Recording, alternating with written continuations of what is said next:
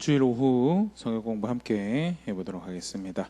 요한계시록 1장 12절 13절 말씀 함께 보도록 하겠습니다. 요한계시록 1장 12절 13절 말씀입니다. 함께 보겠습니다. 몸을 돌이켜 나에게 말한 음성을 알아보려고 돌이킬 때 7 금촛대를 보았는데 촛대 사이에 인자 같은 이가 발에 끌리는 옷을 입고 가슴에 금띠를 띠고 그의 머리와 털의 희기가 흰 양털 같고 눈 같으며 그의 눈은 불꽃 같고 그의 발은 풀무불에 단련한 빛난 주석 같고 그의 음성은 많은 물소리와 같으며 그의 오른손에 7별이 있고 그의 입에 좌우에 날성검이 나오고 그 얼굴은 해가 힘있게 비치는 것 같더라. 아멘. 사도 요한이 요한계시록을 쓰면서 1장 1절에서 8절까지 이제 편지의 서원에 해당하는 부분이고요. 그 다음에 편지를 쓰게 된 정황 9절에서 10절, 11절에 이제 쭉 이야기하면서 주의 날에 반모라는 섬에서 이제 반모가 먼저죠. 반모라는 섬에 하나님 나라에 동참하고 또 예수의 고난과 참음에 동참하는 그 자리에 있을 때 주의 날에 하나님 영의 인도하심을 따라서 음성을 듣게 되고 그 음성이 써서 보내라라고 7교에 써서 보내라라고 하셔서 내가 이 편지를 쓰게 되는 상황이 되었고 그러면서 그 다음 등장하는 것이 우리가 읽었던 부분에 그 편지를 쓰라고 하는 음성의 그 주인을 보기 위해 돌이켜 볼 때 이제 예수님의 모습에 대해서 굉장히 비유적인 표현입니다. 쭉 리스트가 나오는데 한번 우리가 살펴보려고 합니다. 우리가 함께 살펴보면서요. 예수님에 대한 묘사가 많이 등장을 합니다. 성경에 이제 사실 외적인 모양으로 사실은 추론해 보기는 쉽지가 않죠. 눈, 코, 입이 어떻게 생겼고 키가 어떻고 몸매가 어떻고 생각하기 쉽지는 않습니다. 그 당시 그냥 중동의 평균치 서민들의 모습을 추정한 이제 그런 자료는 존재할지 몰라도요. 이제 외모의 어떠함을 이야기하기는 사실 참 쉽지는 않은데요. 근데 비유적인 측면에서 메시아로서의 예수님의 어떤 성품과 그 위엄을 이제 기록하고 있는 모습들이 참 많은데요. 대표적인 그 표현이 우리가 잘 아는 이사야 53장에 등장하는 고난받는 종으로서의 예수님의 모습 있고요. 그 다음에 오늘 우리가 함께 살펴볼 요한계시록 1장 12절 13절의 모습이 있는데요. 둘 차에 확연한 차이가 이게 등장을 하는데 한번 이제 마음의 염두를 하면서 오늘 요한계시록 1장 12절에서부터 16절 묘사되어 있는 예수님의 모습을 함께 살펴보려고 합니다. 첫 번째 등장하고 있는 것이 우리가 12절에 읽었던 죄송합니다.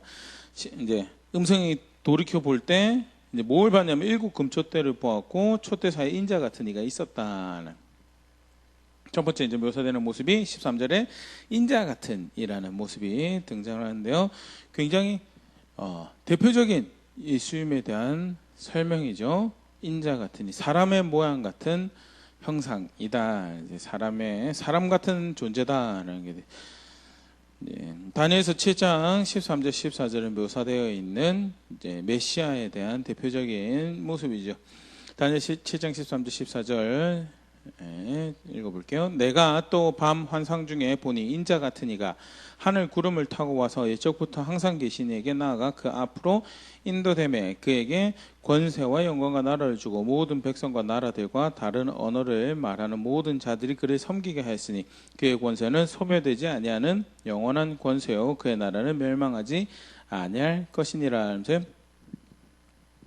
사람의 모양처럼 생긴 그런 존재가 이제 환상 중에 보았는데 그가 옛적부터 계신 결국 사실 이제 하나님을 의미하는 거. 그가 하나님 앞에서 권세와 영광과 나라를 받고 이제 영원한 나라를 영원한 권세를 세울 거에 대해서 이제 메시아를 이제 설명하는 모습으로 굉장히 특징적인 표현이 뭐냐?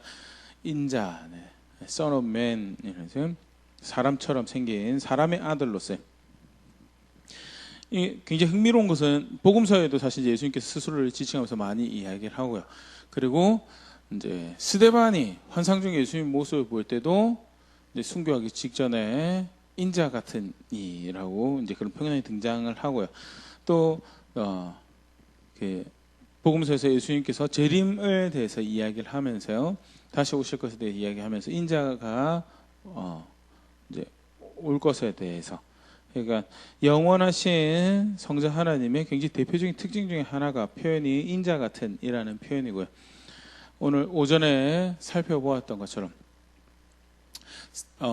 사람의 자리를 대신하여서 기업 물을 자의 굉장히 큰 특징적인 구속사역의 굉장히 큰 특징적인 모습이 사람으로 사람의 자리를 대신하고 히브리서 표현처럼 대제사장으로서 이제 한 번에 단번에 드려지는 영원한 제사를 드릴 그런 존재적 특징을 잘 묘사하고 있는 그런 표현이 인자 같은 이라는 거죠. 구원의 주가 되시는 메시아로서의 하나님 나라를 펼쳐갈 존재에 대한 표현으로 그가 누구냐? 그 예수님이 그런 존재다라는 거예요. 구원의 하나님이시며 주인이시고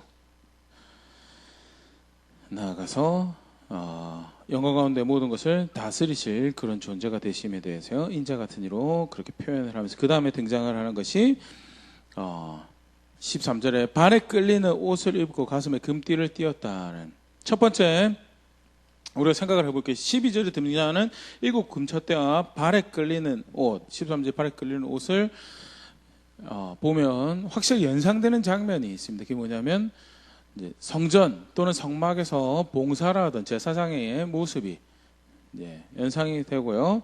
사실 여기서 예수님께서 이렇게 거니시는 그 일곱 금촛대와 물론 일곱 금촛대 여기서는 교회도 의미하지만 표면적인 상징적인 모습은 그 하나님의 궁전이죠. 하나님께서 거하시는 곳. 그러니까 이 땅의 성전이라기보다는 하나님께서 거하시는 우주적 보좌에 거기서 영광스러운 모습으로 위엄에 있는 모습으로 또 그 가운데 제사장으로서의 이렇게 모습을 갖추신 그런 모습을 연상해 볼 수 있고요.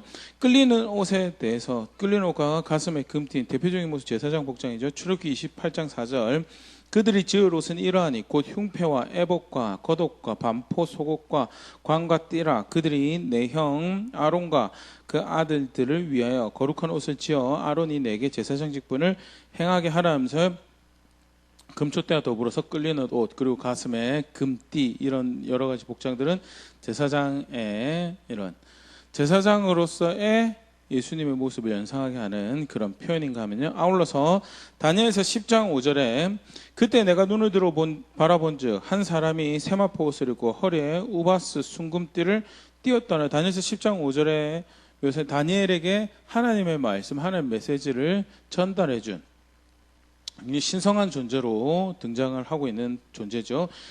그리고 소식을 전한 하나님의 말씀을 전한 전령으로 일종의 이제 선지자적인 그런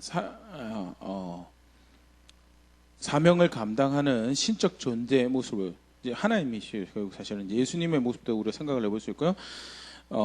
신적 전령의 모습을 이제 묘사하면서요. 그가 입었던 복장이 뭐냐? 흰 세마포 옷을 입었고 순금 금띠를 띄었다라는 것이 특징적인 모습. 그러니까 일종의 선지자적인 그런 모습도 연상을 할 수 있는 표현이 끌리는 옷과 금띠다는 또 아울러서 끌리는 옷을 입었다라는 것 또는 그런 큰 옷을 입었다라는 것은 뭐 사실 신약에서도 마찬가지지만요. 권위자의 복장을 권위의 상징으로 이렇게 볼 수 있는 부분이고요. 우리 대표적인 예로 볼 수 있는 게 요나단이 자신의 겉옷을 벗어서 다윗에게 입혀줬던 장면이세요. 사무엘상 18장 2절 4절 그날에 사울은 다윗을 머무르게 하고 그의 아버지 집으로 다시 돌아가기를 허락하지 아니하였고 요나단은 다윗을 자기 생명같이 사랑하여 더불어 언약을 맺었으며 요나단이 자기가 입었던 겉옷을 벗어 다윗에게 주었고 자기의 군복과 칼과 활과 띠도 그러하였더라. 왕의 복장이죠. 왕의 겉옷 이렇게 권위의 상징이고 그 직분의 상징으로서 권위자의 위엄의 표현으로 입었던 것이 이렇게 가운 같은 겉옷을 이제 입었던 거예요. 그것을 입었던 겉옷을 다윗에게 주었다라는 것은 하나님이 다윗을 세우실 것에 대한 인정을 요나단이 원래 자기가 사실 그 겉옷을 입고 그것을 기자를 유지하기 위해서 싸워야 되고 하는 거지만 하나님이 다윗을 선택하였음에 대해서 인정하고 요나단이 가지고 있던 신학의 굉장히 중요한 모습을 표현하는 그런 장면인데요. 지금 옷에 대해서 우리가 살펴보면서요. 그런 이제 존귀한 사람들이 입는 이제 옷에 연상을 되어지는 그런 표현이라서요. 이제 어떤 학자들은 끌리는 옷과 가슴의 금띠가 1차적으로는 예수님의 위엄과 존엄성을 표현하는 또는 거룩한 곳을 사역하시는 그 거룩함의 신성함을 드러내는 표현과 더불어서 그리스도의 그 제사장, 선지자, 왕직의 일종의 암시와 같은 그래서 백성의 제사장으로서 백성의 선지자로서 백성의 왕으로서 사역하시는 그런 모습을 이제 연상시키는 그런 표현이다 그렇게 해석을 하기도 하는데요. 인자 같은 이와 더불어서 구원을 베푸시고 나아가서 하나님의 사역자로서 권위자로서 위엄과 존엄성을 가진 그런 존재로 묘사되어 있는 예수님의 모습에서 우리가 볼 수 있고요. 그 다음에 또 말씀에서 요한이 표현하고 있는 예수님의 모습은요. 흰머리, 그 머리와 털이 흰색이었다. 얼마나 흰색이었냐면 흰 양털 같고 눈같이 아주 새하얀 흰색이었고 그 다음에 그 눈은 불꽃 같았더라 하는 성경에서 흰머리는요. 또 흰색 털은 일종의 이제 그 지혜를 상징하는 그런 표현으로 사용되어지기도 하거든요. 그래서 나이가 많다고 해서 흰머리가 있다고 해서 다 지혜로운 건 아니죠. 실제로 성경에도 머리가 희고도 어리석은 사람들이 많이 등장합니다. 나이가 먹어도 오히려 나이가 먹고 나서 어리석은 완고함으로 교만함으로 잘못된 선택을 하는 그런 경우가 많기 때문에 흰머리가 무조건 지혜다라고 그렇게 볼 수는 없는데요. 근데 비유적인 방법으로 인생의 연수가 그렇게 오래됨에 따라서 그 가운데 얻게 되는 지혜가 있는 그런 모습으로 흰색 머리를 이제 이렇게 사용을 하고 있고요. 그 대표적인 구절이 잠언서 16장 31절 백발은 영화의 면류관이라 공의로운 길에서 얻으리라 하면서요. 지혜로움은 영광의 징표 또는 상징이고 면류관에 대한 상급이다라고 그렇게 하면서 그 지혜는 어디서 얻느냐? 의를 행하려고 하는 그런 자리에서 무엇이 지혜인지를 지혜가 있어서 의로운 길을 걷는 것도 있지만 하나님 말씀에 무엇이 의인지 분별하고 구별해서 실제로 그 의를 따라가는 그것이 그 가운데 얻게 되는 것이 무엇이냐? 그게 지혜고 그것이 영화로움의 기업이고 상급이고 나아가서 잠언 16장 31절에 그것을 지혜라고 표현하지 않고 백발이라는 단어를 가지고 하얀색 머리가 그런 지혜를 상징하는 예수님의 머리가 아주 새하얀 흰머리다라는 것은 엄청난 지혜가 그에게 있다는 사실 그 다음 등장하는 눈이 불꽃 같은 것과 더불어서 전지한 예수님의 하나님으로서의 예수님 모습을 이제 표현하는 것을 이제 학자들이 이야기를 합니다. 그래서 아주 짙은 그 희가 아주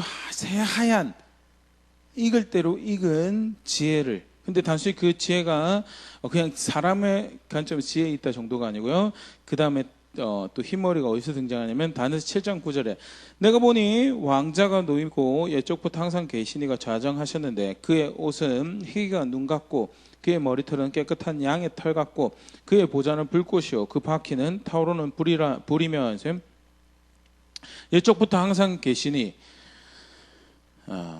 영어로도 Ancient of Days라고 그런 표현을 하기도 하는데요. 이게 영원히 계신 영원한 하나님의 영원함을 표현하는 또 다른 표현이죠. 옛적부터 항상 계신 이다라고 표현했는데 그가 모습이 어떠냐? 머리털이 깨끗한 양의 털같이 아주 새하얀 그런 털을 가지고 있는 것에서 신적 지혜를 상징한 것과 더불어서 또 굉장히 중요한 특별히 요한의 그리기에 우리가 또 사실은 이제 눈여겨봐야 될 게 그 보좌에 앉아 계신 아까 다니엘서 7장 앞에서 봤죠. 13절에서도 보면 그 인자 같은 이와 예적부터 항상 계시니까 구별되어서 사용되어지고 있는 것을 표현되어지는 걸 볼 수 있거든요. 그러니까 쉽게 말해서 성부 하나님하고 성자 하나님이 이제 구별되어진 존재로 이렇게 표현이 되고 있는데요. 그런데 다시 표현하면서 요한이 그 새하얀 흰머리를 가지고 계신 예적부터 계신 이의 모습이 또 동시에 누구의 모습이냐면 예수님의 모습이더라. 그러니까 성부와 하나님과 동일한 신적 권위를 가진 그런 지혜를 가진 신성한 지혜를 가지신 존재가 누구냐? 그게 예수님이신 거에 대해서 요한복음에서 사실은 아버지와 아들을 동일시 여기는 그런 표현이 굉장히 많이 등장을 하고 있죠. 나를 본 자는 내 아버지를 보았다. 요한복음 14장 그런 표현도 등장하고요. 요한복음이 굉장히 중요한 주제 중에 하나인 에고에이미, 내가 그다, 내가 포도나무다, 내가 그 옛적에 그 스스로 존재하는 여호와다라는 그 헬라어 문법적 특징상 사실 이제 주어를 생략을 하는 게 이제 많습니다. 강조를 위한 것이 아니면 일반적으로 주어를 생략을 하고 동사로 그 이제 주어를 암시하는 것이 이제 문법적 특징이 있는데요. 그런데 굳이 예수님이 이해하면서 나는 누구누구이다, 나는 누구누구이다라고 이야기하는, 나는 양의 문이다, 나는 그다, 나는 포도나무다, 나는 생명이고 부활의 내가 길이고 진리고 생명이다, 그런 여러 가지 표현들이 결국 내가이다, 나는 그렇게 존재한 나는 이다라는 그런 표현이 출애굽기 3장에 등장하는 나는 스스로 있는 I am that I am, I'm what I am 이라고 표현하는 스스로 있는 자라는 하나님의 이렇게 여호와로서의 특징을 설명하는 표현이랑 이제 굉장히 그것을 암시하고 그것을 지칭하는 표현으로 이렇게 보고 있고요. 그래서 예수님이 그가 그 구원의 하나님이신 것을 암시하는 것과 더불어서 성부하는 것과 동일한 신적 존재 하나님이심을 그 여호와 하나님 바로 그 여호와 하나님이심을 이제 암시하는 그런 표현인데요. 여기서 동일하게 그 예적부터 항상 계신을 가지고 있던 흰 머리털이 또한 예수님을 묘사하는 흰 털로 사용되어 있는 부분이요. 그런 부분도 이제 암시하고 있는 부분에서 이제 그렇게 이해를 하고요. 아주 놀라운 사람의 수준을 떠면 아주 새하얀 그만큼 깊이 넓이 있는 그런 지혜를 가지고 계신 존재로 신성한 분이신 것에 대해서 묘사를 하면서 나아가서 눈이 불꽃 같다라는 것도 역시 다니엘서에 등장을 하고 있는데 다니엘 10장 6절 또 그의 몸은 황옥 같고 그의 얼굴은 번갯빛 같고 그의 눈은 횃불 같고 그의 팔과 발은 빛난 녹과 같고 그의 말소리는 무리의 소리와 같더라. 눈이 횃불 같다라는 것은요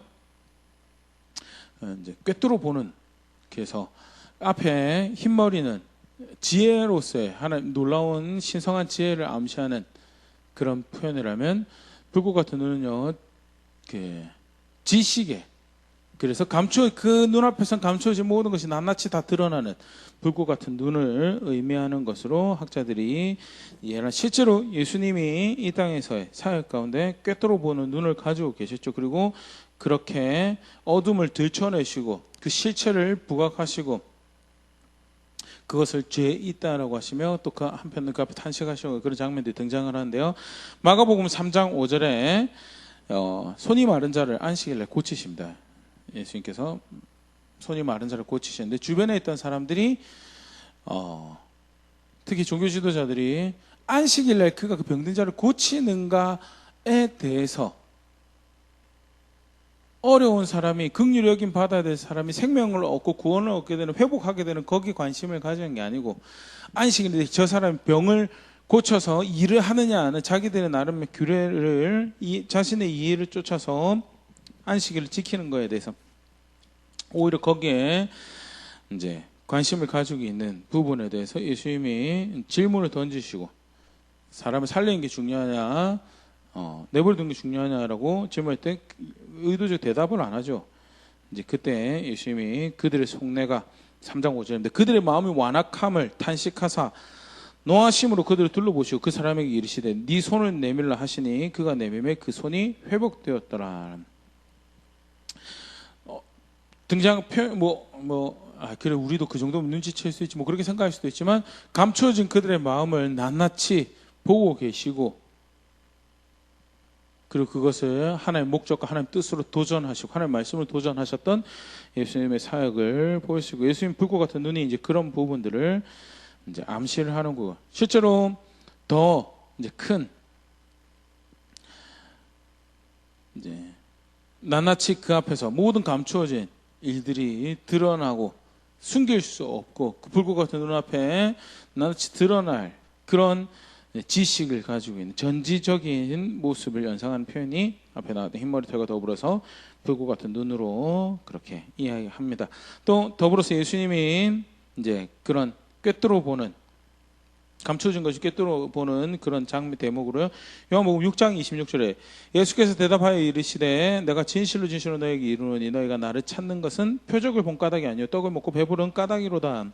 오병이어의 기적을 맛본 백성들이 저 사람을 따르면 배가 골지 않아도 되겠구나라고 따르는 것에 대해서 예수님 표적으로 보여주셨는데 하나님으로부터 온 구원자구나 하나님의 메시아구나라는 그럼 어떻게 해요? 무릎 꿇어야죠. 머리를 조아려야죠. 왕을 삼는 거죠. 그리고 그의 말씀 따라 살아가는 거죠.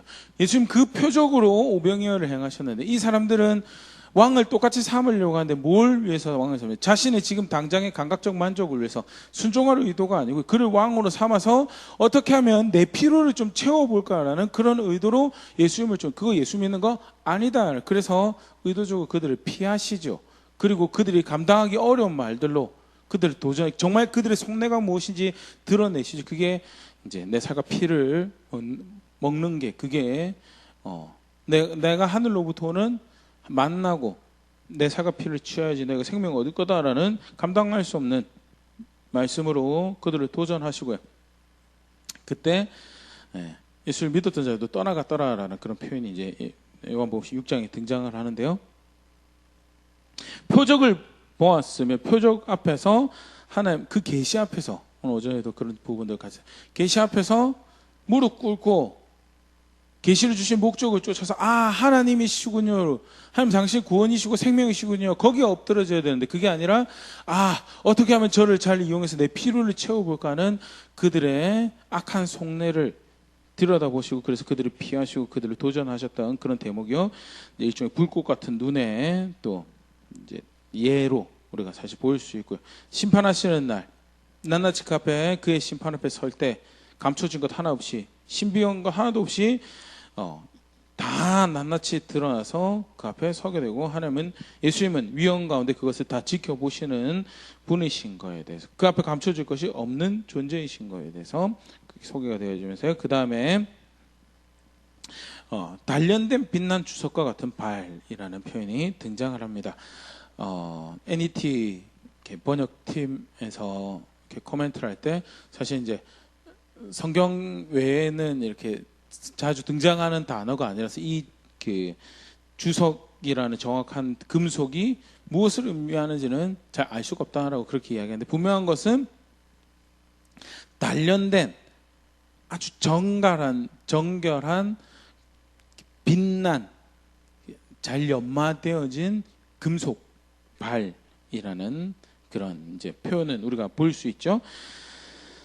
역시 다니엘서 10장 6절에 오신 메시아에 대한 표현으로 등장을 합니다. 그래서 팔과 발이 빛나면 녹과 같다라고 그런 표현이 등장을 하는데요.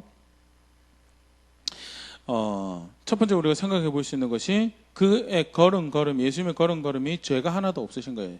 일그러지면 하나 없이 타협함 하나도 없이 왜곡된 거 하나도 없이 정도로 밝고 빛난 걸음을 걸어가실.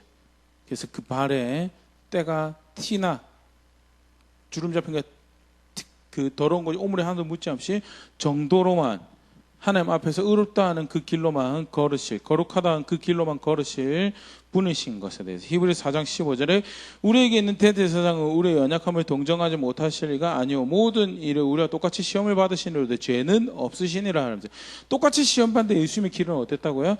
단 한 번도 죄를 지으신 적이 하나님 앞에서 불의하다, 악하다, 게으르다, 진실되지 못하다고 판정될 만한 일이 한 번도 없이 언제나 의로운 길로, 언제나 신실한 진실한 길로, 언제나 거룩한 길로 걸으셨던 것이 예수님이고요. 일종의 단련된 빛난 주석 같은 바른 그런 모습을 암시하는, 그가 교회 가운데로 운행하시는 모습도 이제 그렇게 걸으실 거다라는 거죠. 교회 가운데 그가 그렇게 운행하시면 어떤 일이 벌어지냐. 대표적인 예가 사도행전 5장 9절이죠. 베드로가 이르되 너희가 어찌 함께 꾀하여 주의 영을 시험하려 하느냐. 보라, 내 남편을 장사하고 오는 사람들의 발이 문 앞에 이르렀으니 또 너를 메어 내가리라 하니. 하나님의 영을 통해서 예수님이 교회 가운데 운행하시고 자정하시고 그들을 다스리실 때, 특별히 그 교회가 처음 시작하던 당시에 하나님께서 원하시는 교회의 모습에 대해서 이렇게 밝히 드러내시는 그런 시기에 아나니아 사페라는 사람이 자신의 욕심을 위해서 속이는 그런 일들을 합니다. 그리고 그것을 교회 안에 끌어들일 수 있는, 교회 안에 교회 성도가 살아가는 삶의 문화에 그런 식으로 해서라도 자신을 높이고 그런 영향력을 가지는 거에 대해서 끌어들이는 일에 하나님께서 단호하게 심판을 하시죠.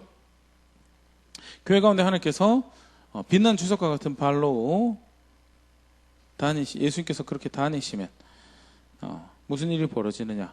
죄는 죄가 되는 것이고 그것을 밝히 드러내시고 그것을 대적하시고, 왜? 예수님을 따르는 모든 백성들은 항상 하나님 앞에 의롭다는 길로, 거룩하다는 길로, 진실되다는 길로 다녀야 되기 때문에, 실제로 예수님이 교회 가운데 그렇게 운행하시면 그런 일들이 죄를 죄다라고 하시며 버려야 될 것을 버려야 된다라고 하는 일들이 벌어지는 거예요. 실제로 요한계시록 2장 18절에 두아디라 교회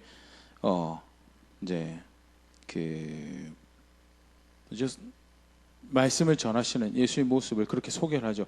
두아디라 교회 사장에게 편지하라. 그 눈이 불꽃 같고 그 발이 빛난 주석과 같은 하나님의 아들이 이르시되. 이 말에 타협이 없는 거예요. 이 말에 그 발을 더럽힐 길로 걷지 않으시고 늘 의로운 길로, 늘 정도로, 늘 거룩한 길로 다니시는 분이시기 때문에, 그가 교회를 방문하고 그가 교회 가운데 운행하실 때 흠 있는 것은 뭐라고? 흠 있다. 불의한 것은 불의하다라고. 수고가 많지 그래도 너 이거 잘못했다. 왜? 그는 늘 정도로, 늘 거룩한 길로 다니시는 분이시기 때문에 그게 빛난 주석과 같은 발이 의미하는 것이다. 그런 예수님이시다는. 예수님 위엄이 있는, 권위 있는 옷과 가슴에 금띠로 표현되어 있는 그런 모습으로 놀라운 신적 지식과 하나님과 더불어 모든 것을 꿰뚫어 보는 그런 지식을 가지고 계시고요. 그리고 정도로 거룩한 길로, 신실한 길로 다니시면서 그렇게 판단하시는 분이시며, 나아가서 에스겔 43장 2절에 죄송합니다. 그 다음에 등장한 게 계시록 1장 15절에 그의 음성이 많은 물소리 같다라는, 많은 물소리 같다라는 게 사실 이게 저도 표현이 맨 처음엔 잘 안 하다더라고요. 근데 이게 뭐냐면 그 폭포 같은 거를 연상을 하면 된다는. 영어로 이제 러싱 워터라고 그렇게 번역을 하더라고요. 그러니까 많은 물이 우르르 하고 흘러가는, 그 컨스타블 같은 경우는 나이아가라 폴 생각하라고 그렇게 이야기하는데요. 나이아가라 폭포가 우르르 쏟아낼 때 아무것도 안 들리죠. 뭐만 들려요? 그 물소리만 들리는 거예요. 하나님의 음성이 그렇게, 예수님의 음성이 그렇게 위엄이 있고 능력이 있고, 무엇이 그 소리를 회방할 수 있겠느냐라는 그런 일종의 표현이죠. 그래서 예수님의 음성은 그가 판단하시고 그가 말씀하시는 그의 음성은 그 어떤 것도 그 앞에서 무기력해지는 그런 많은 물소리 같이, 폭포에 떨어진 물소리 같이 콸콸콸 흘러가는 게 러싱 워터인데요. 콸콸 흘러가는 강물처럼 그런 소리다. 그렇게 힘있게 사용하고 그렇게 위험있게 말씀하시는 말씀이다. 라면서요. 이 역시 구약에서 이렇게 이미 표현되어진 오실 메시아의 사역의 모습으로 이야기하고 되어지는데요. 에스겔 43장 2절에 이스라엘 하나님의 영광이 동쪽에서부터 오는데 하나님의 음성이 많은 물소리 같고 땅은 그 영광으로 말미암아 빛나니 하나님의 음성이 많은 물소리 같을 것이다 하는데요. 그것이 예수의 모습으로도 죄송합니다. 하나님의 음성이 그렇다라고 소개가 되어지고요. 이사야 17장 13절 열방이 충돌하기를 많은 물이 몰려온 같이 하나 주께서 그들을 꾸짖으시리니 그들이 멀리 도망함이 산에서 겨가 바람 앞에 흩어진 것 같고 폭풍 앞에 떠도는 티끌 같을 것이라 하는데 열방이 하나님 대적하는 나라들이 많은 물이 몰려올 것처럼 몰려와요. 그런데 하나님이 그들을 꾸짖으시니까 그게 어떻게 되냐? 폭풍 앞에서 많은 물이 막 시끄럽고 왁작작하고 막 이 소리 저 소리 내면서 막 해도 하나님이 그들을 꾸짖으시니까 그 앞에 폭풍 앞에 떠도는 티끌 같다는 거센 파도와 거센 물과 거센 비바람 앞에서 갈 바를 알지 못하고 흩어지는 먼지 티끌 같을 것이다. 그게 하나님 음성, 하나님 사역으로 소개가 되어지고 있는데요. 시편 93편 4절에 높이 계신 여호와의 능력은 많은 물소리와 바다의 큰 소리보다 크니이다. 그래서 예수님 그 입의 음성이 그렇게 위험 있고 능력이 있는 그런 예수님이신 거에 대해서 그렇게 이제 소개를 하고 있습니다. 계속해서 요한이 소개하고 있는 예수님의 모습을 보면 어떤 예수님이 말씀을 주셔서 교회에게 글을 보내시고 이걸 따라 살라고 하는가? 오른손에 7별을 붙잡고 계시는 오른손 7별에 붙잡고 계시는 예수님을 이제 소개를 하고 있는데요. 7별은 리더들을 각 교회 리더들을 의미를 하는 거죠. 그래서 리더들을 오른손에 붙잡고 계시다. 두 가지 의미를 생각해 볼 수 있는데요. 첫 번째는 보호죠. 요한복음 10장 28절처럼요. 내가 그들에게 영생을 주노니 영원히 멸망하지 아니할 것이요 또 그들을 내 손에서 빼앗을 자가 없느니라 라면서요. 특정 사람도 되겠지만요. 하나님께서 세우신 리더들을 하나님께서 보호하시고 그들에게 권위를 부어하셔서 그들을 붙잡고 교회를 인도하시는 그 일을 행하실 거에 대해서 굉장히 참 큰 위로와 격려가 되는, 그래서 하나님이 그렇게 주도권을 가지시고 교회를 경영하시고 아까 잠깐 얘기 드렸지만 특정 7명을 이야기하는 거라 생각지 않습니다. 교회 가운데 세우신 리더십, 그 리더는 하나님께서 시기를 따라서 교체하실 수도 있고 바꾸실 수도 있고, 그런데 중요한 것은 하나님께서 그 리더들을 오른손에 붙잡고 그 리더의 자리를 붙잡고 계셔서 누가 주도권을 가지고 교회를 경영하고 계신다고? 하나님께서, 예수님께서. 예수님은 어떤 분이시냐? 그렇게 교회의 리더십을 붙잡고 교회를 경영하고 계시는 분이신 거에 대해서. 동시에 빼앗을 수 없는 손으로 붙잡고 그들을, 교회를 그렇게 인도하시기도 하시지만 동시에 심판하신다라는 것에 대해서, 교회 리더에 대해서 심판하시는 분이신 거에 대해서. 실제로 교회에 편지를 보내는 장면에서 어떤 것이 등장을 하냐면, 하나님께서 세우신 리더들이 있는데 그 리더가 역할을 제대로 못한 것 같아요. 그래가지고 누구한테 리더의 그 인도하는 영향력을 주냐면요, 잘못된 선생들한테 그 인도하는 영향력을 줍니다. 버가모 교회에 편지하시면서 요한계시록 2장 14절 15절에 그러나 내게 두 가지 책망할 것이 있나니 거기 내게 발람의 교훈을 지키는 자들이 있도다. 발람이 발락을 가르쳐 이스라엘 자손 앞에 걸림돌을 놓아 우상의 제물을 먹게 하였고 또 행음하게 하였느니라. 이와 같이 내게도 니골라당의 교훈을 지키는 자들이 있도다. 교회 안에 니골라당의 교훈을 지키면서 발람이 발락을 가르쳐서 본 백성으로 망하게 하였던 그런 우를 교회 안에서 또 저지르게 하는 그런 이들에 대해서 너 뭐 하고 있느냐는, 인도해야 될 곳으로 마땅히 가야 될 곳으로 그들을 하나님의 예수님의 리더십을 따르지 않고 잘못된 교훈을 허락하고 교회 가운데 잘못된 영향력들을 허락하여서 그릇된 길로 가는 거에서 내 교회는 내가 그렇게 하지 않는다라고.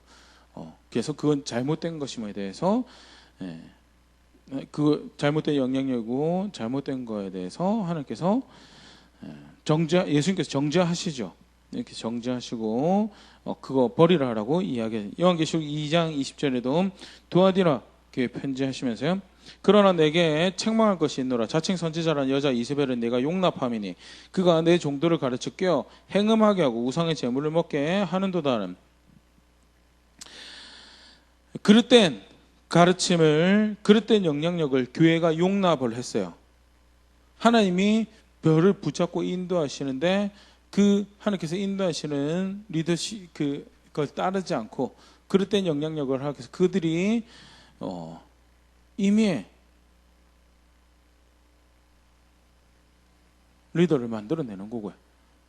임의의 것들을 행한 거에 대해서 원래 그 리더십을 가지고 계셔야 되는 그분들이 잘못하고 있는 거에 대해서 잘못된 영향력을 내가 허락했다, 용납했다고 절대 그런 일이 벌어져서는 안 되는 거에 대해서 심판하시고 책망하시고 견책하시고 그런 일이 교회에서는 없어야 될 것에 대해서 그래서 보호와 더불어서 하나님께서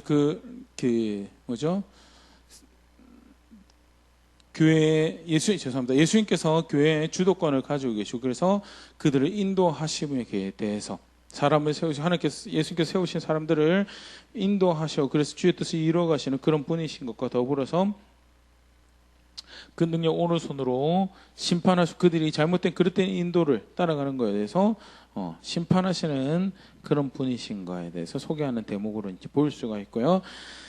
예수님이 어떤 분이시냐? 위엄과 능력의 심판의 주로서 모르는 것이 하나님이시 낱낱이 다 들여다보면 심판하실 하나님이신 거에 대해서. 계속해서 이제 마지막 이제 대목들을 보면요, 입에서 좌우 날성검이 있고 나오고 나 해같이 빛나는 얼굴을 가졌다는 사실 우리 굉장히 이렇게 익숙하게 아는 표현, 심판의 말씀이죠.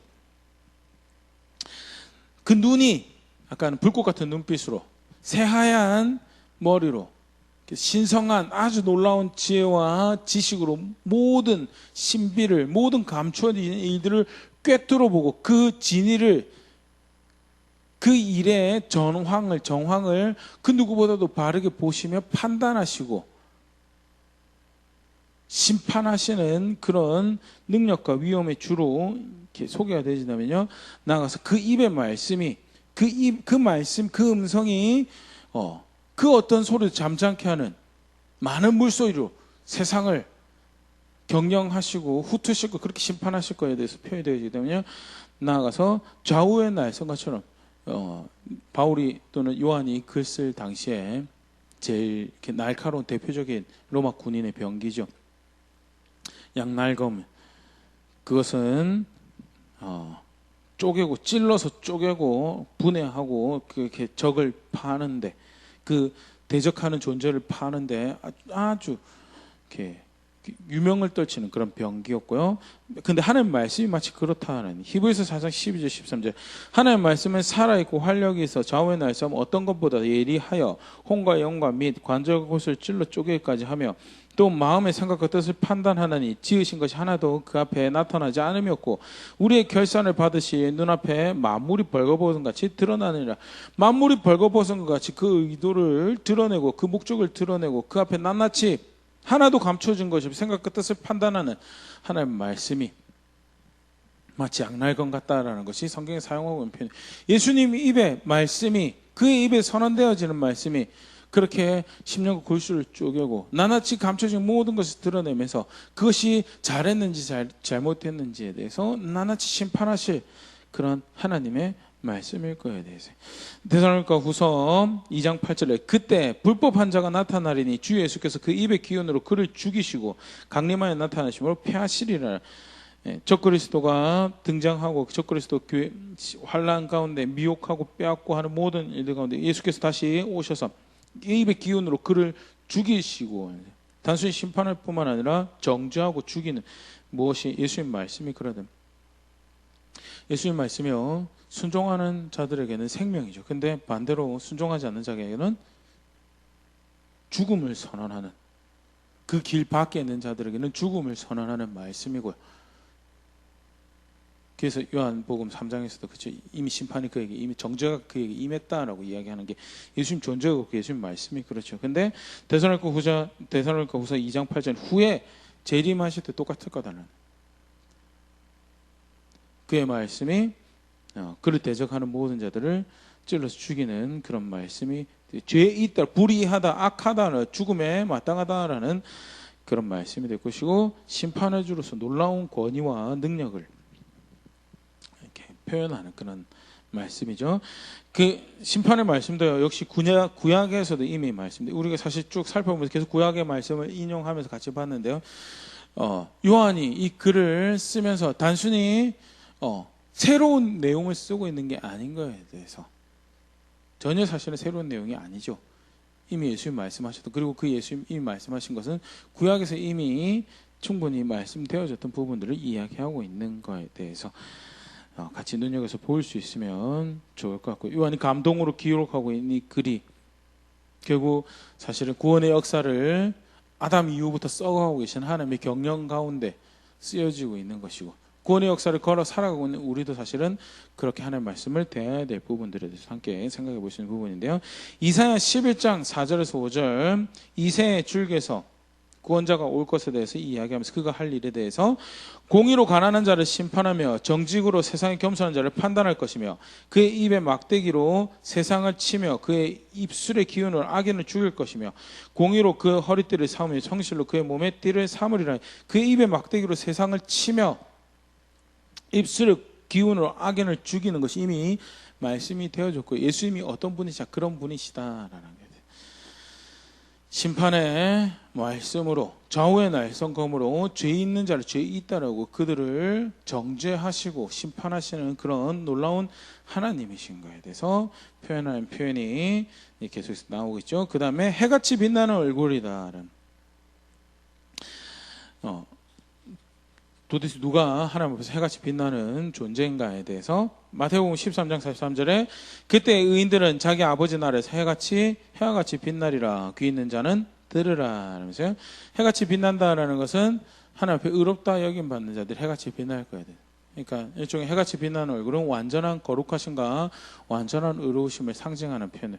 누가 또 그렇게 빛나는 존재인가? 하나님이 빛나는 존재. 히브리서 1장 3절 이는 하나님의 영광의 광채시요 그 본체의 형상이시라. 그의 능력의 말씀으로 만물을 붙드시며 죄를 정결하게 하는 일을 하시고 높은 곳에 계신 지극히 크신 이 우편에 앉으셨느니라. 하나님의 영광을 나타내시는 존재로 하나님의 완전하신 거룩하심과 하나님의 완전하신 의로우심을 일종의 상징하는 그 위엄과 높으심을 상징하는 표현, 해같이 빛나는 얼굴이라는 표현을 사용하고 있음에 대해서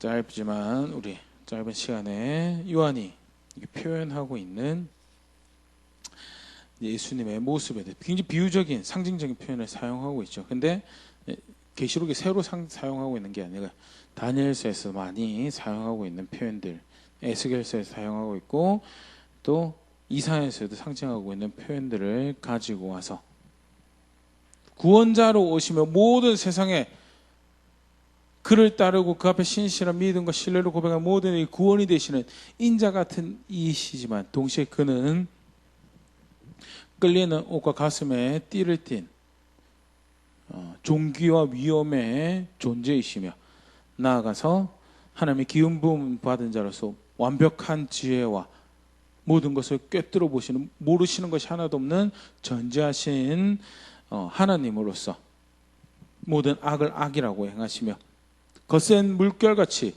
그 심판을 행하시는데 보호를 받아야 될 자들에게는 보호를 행하시지만 악을 행하는 자에게는 철저하게 할 말에 타협함도 없이 빛난 주석처럼 그것을 악이라고 하시는 분이시며 결국 그 말씀은 악인을 죽이시는 반대로 의인에게는 위로와 격려와 도전이 되시는 그런 예수님이신 거에 대해서 그 예수님이 지금 교회에게 말씀하고 계신다라고 소개를 하고 있는 그런 대목인데요. 아까 처음 잠깐 얘기 드렸던 것처럼 이사야에서 소개하고 있는 고난받는 종으로서 예수님하고는 확연히 다른 그런 모습의 예수님, 구원자이신 예수님 모습에 대해서 이렇게 볼 수 있는데 이렇게 사실 많은 부분들을 우리가 볼 수 있겠지만 분명하게 우리가 사실 볼 수 있는 게 마지막 때를 살아가고 있는 교회가 성도가 꼭 간과하지 말고 알고 있어야 될 모습은 단순히 고난받는 정으로서 우리의 멍에를 지고 우리의 죄를 대신 지고 가서 그렇게 겉으로 내가 너희를 사랑한다라고 내가 너희를 이렇게 생각한다라고 하시는 예수님 맞죠? 하지만 그렇게 예수님을 안다면 마지막 때를 살아가는 성도는 결국 그 행실 하나하나를 심판하실 하나님 앞에 그 예수님을 알고 그 앞에 살아가야 됨에 대해서 왜? 그가 낱낱이 그렇게 심판하실 것이기 때문에 무엇이 옳은지 그른지 감추어진 것 하나도 없이 낱낱이 심판하실 것이고 그 앞에 수치를 당하고 믿는다고 하는데 그를 사랑한다라고 하는데 새빨간 거짓말로 배신하며 왜곡하며 욕심 쫓아 살아가는 것 나중에 결국 그 심판 앞에 수치를 당할 것이고 모욕을 당할 것이고 그 앞에 애석함으로 후회함으로 눈물이 가득한 그런 날을 맞이하게 될 것인데 정말 고난받는 종으로 오신 그렇게 해서 우리의 죄를 대신하여 죽으신 예수님을 안다면 다시 오실 예수님 앞에 살아가 그를 기다린다라고 할 때 정말 두려워야 될 것이 무엇이겠느냐 그의 판단을 그의 심판을 두려워해야 되지 않겠느냐 불꽃 같은 눈으로 우리의 일거수일투족 우리 생각 하나하나 우리의 마음 씀씀이 하나까지 들여다보실 그 입술의 말씀으로 죽이시는 그 예수님을 알고 나가서 그가 격려가 되는 자리에 그가 위로가 되는 왜? 힘들고 어렵지만 그의 길을 따라가게 내 하나님 내가 섬기는 그 주인이 나중에 뭐라고 할까요? 나의 의로움을 높이 드러내실 것이고 내가 바른 선택을 하고 있는 것을 밝히 드러내실 것이고 나가서 나를 대적하는 자 다윗 시편에 많이 등장하는 다윗의 궤 나를 대적하는 원수들에게 그들의 불의함에 대해서 나의 억울함을 갚아주실 것이고 복수하시고 신원하시는 그런 일을 하실 예수님이신 거에 대해서 그게 이제 요한이 이사야에서 소개하고 이사야 53장에 소개하고 있는 고난받는 종이랑 좀 다른 모습이지만 분명히 교회가 알고 있어야 되고 모든 하나님 백성이 알고 있어야 되고 그리고 마지막 때를 걸어가는 우리가 우리의 마음에 우리 생각에 담아둬야 될 예수님의 모습인 것에 대해서 쭉 소개를 하고 있는데요. 차근차근 표현을 다시 한번 더 이렇게 묵상해 보시면서 나는 과연 나 예수님을 그렇게 알고 있었는가 한번 생각해 볼 수 있으면 좋을 것 같습니다. 좋으신 분이십니다. 한없이 좋으신 분이시고 그 풍성한 사랑은 노하기를 더디하시고 긍휼히 여기시며 저희는 오래 참으시는 그 사랑과 자비는 정말 뭐라고 표현해도 부족할 것 같은 그런 좋으신 분이십니다. 하지만 동시에 성경은요 그가 심판하실 것에 대해서 그가 주석같이 빛난 발로 교회 가운데 운행하시면서 낱낱이 정도를 밝히 보이시는 동시에 악을 악이라고 하시는 분이신 것에 대해서 가르치고 있는데 나는 예수님을 어떻게 알고 있었는가 다시 한번 말씀 앞에서 돌아볼 수 있으면 좋을 것 같고요. 아울러서 이제 사실 이제 뭐 캐톨릭에서는 사순절이라고 보내는 주간입니다. 기간이고요. 암송하시면서 경건의 유익을 가지고 계시라 생각되어지지만요. 예수님을 또 그렇게 한번 생각해보는 그런 시간들 말씀 앞에서 가질 수 있으면 좋을 것 같고요. 다시 오실 먼저 처음 오셔서 십자가를 지시고 우리 구원이 되신 것이 분명한 만큼 다시 오실 것인데 나는 그 예수님을 어떻게 이렇게 기다려야 하고 어떻게 그를 기대해야 될까에 대해서 다시 한번 더 분명한 방향을 또 걸음을 또 말씀 앞에서 찾을 수 있으면 붙잡을 수 있으면 좋을 것 같습니다.